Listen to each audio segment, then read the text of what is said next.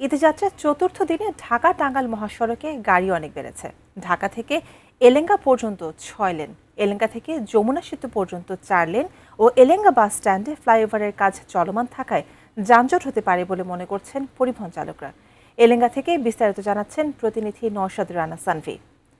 সানভি, এলেঙ্গাতে আছেন এখন আপনি বর্তমানে। তো এই যে সেতুর কাজ চলছে, রাস্তায় কাজ চলছে, সবকিছু মিলে এবং তেলের যে পরিস্থিতি সবকিছু মিলে বর্তমানে সেখানে আপনি কি অবস্থা দেখতে পাচ্ছেন ঈদযাত্রার? রুমিতা, ধন্যবাদ। ঈদ যতই ঘনিয়ে আসছে ঢাকা টাঙ্গাইল যমুনা সেতু মহাসড়কে পরিবহনের চাপ ততই বেড়েছে।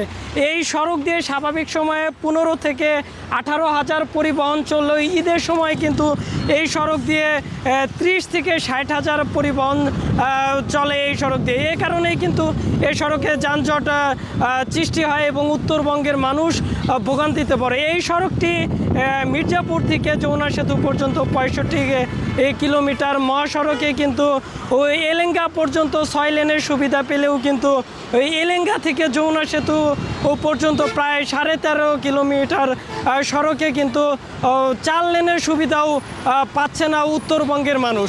এ কারণে যখন 6 লেনের পরিবহন 4 লেনে প্রবেশ করে বা আস্তে আস্তে কমতে থাকে তখন কিন্তু যানজট সৃষ্টি হয়ে যায়। এছাড়াও যমুনা সেতু কিন্তু 2 লেনের সুবিধা পায়, কারণ সরু থাকার কারণে কিন্তু একত্রিতভাবে 3টি পরিবহন পারাপার হতে পারে না। এ কারণে কিন্তু সেখানে একটি পরিবহন দুর্ঘটনার শিকার হলেই কিন্তু সেখানে 2 থেকে 2.5 ঘন্টার যানজট সৃষ্টি হয়ে যায়।